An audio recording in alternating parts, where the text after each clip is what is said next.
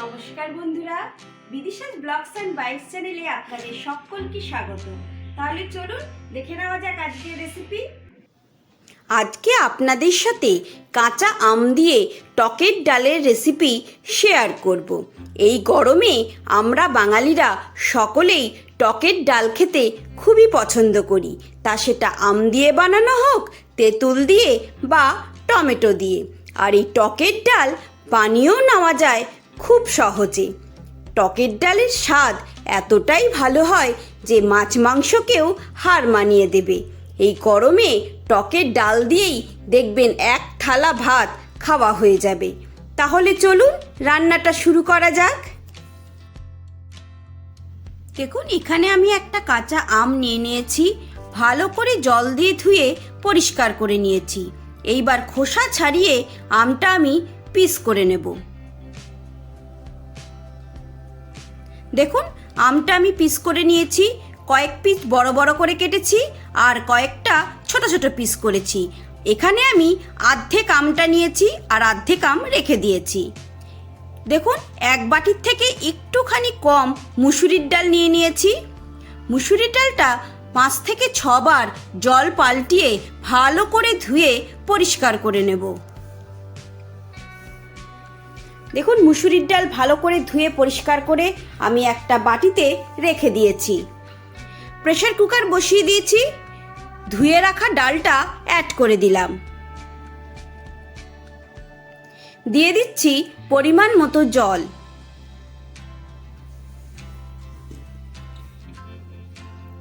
দিয়ে দিলাম 1 চামচ মতো নুন। এইবার ঢাকা দিয়ে আমি একটা সিটি দিয়ে ডালটা সেদ্ধ করে নেব। কড়াই বসিয়ে দিয়েছি, কড়াইতে দিয়ে দিলাম 3 চামচ মতো সর্ষের তেল। তেলটা বেশ ভালো করে গরম করে নেব।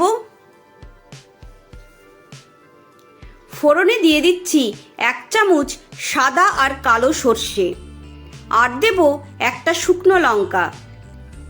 দিয়ে দিলাম আরেকটা কাঁচা লঙ্কা। আপনারা ঝালটা যেমন খান সেই বুঝে ব্যবহার করবেন।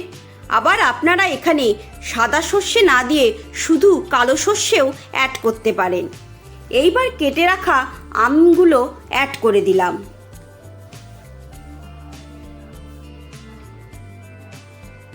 অল্প একটু নুন অ্যাড করে দিলাম। এইবার আমগুলো 2 মিনিট মতো ভালো করে ফ্রাই করে নেব।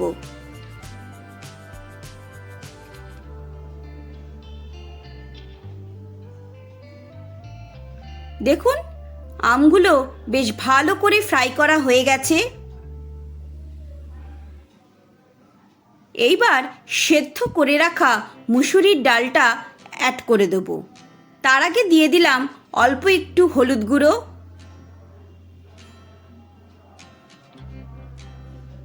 একটু নাড়াচাড়া করে নিলাম।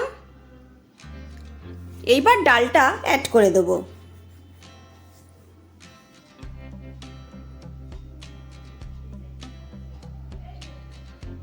একটু ভালো করে মিশিয়ে নিলাম। এইবার ডালটা আমি 2 থেকে 3 মিনিট ভালো করে ফুটিয়ে নেব। দিয়ে দিচ্ছি অল্প একটু চিনি। আপনারা যদি মিষ্টি না খান তাহলে চিনিটা স্কিপ করতে পারেন, তবে টকের ডালে একটু মিষ্টি ব্যবহার করলে স্বাদটাই পাল্টে যায়। দিয়ে দিলাম পরিমাণ মতো নুন। নুনটা একটু দেখে ব্যবহার করবেন, কারণ ডাল সেদ্ধ করার সময়ও আমি নুন দিয়েছি, আবার আম ভাজার সময়ও অল্প একটু নুন অ্যাড করেছিলাম। এবার ভালো করে 2 থেকে 3 মিনিট আমি ডালটা ফুটিয়ে নেব, যাতে আমগুলো খুব ভালো করে নরম হয়ে যায়।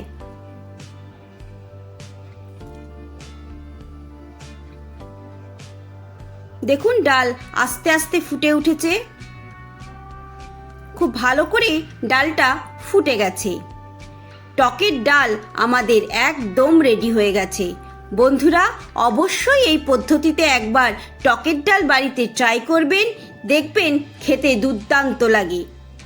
এই গরমকালে দুপুরের লাঞ্চ এই টকের ডাল দিয়ে একদম জমে যাবে। এর সাথে যদি একটু আলুর চোখা বানিয়ে নেন তাহলে তো আর কথাই নেই। আর আলুর চোখা রেসিপি যদি জানতে চান তাহলে অবশ্যই আমাকে কমেন্ট করবেন, আমি শেয়ার করে দেব। তাহলে বন্ধুরা, রেসিপিটা আপনাদের কেমন লাগলো অবশ্যই আমাকে কমেন্ট করে জানাবেন। ভালো লেগে থাকলে একটা লাইক করবেন, বন্ধু ফ্যামিলি মেম্বারদের সাথে শেয়ার করবেন। আবারও আপনাদের সাথে দেখা হবে নতুন রান্নার কোনো রেসিপি নিয়ে। সবাই ভালো থাকবেন, সুস্থ থাকবেন। ধন্যবাদ। আর গরমে এই টকের ডাল অবশ্যই ট্রাই করবেন।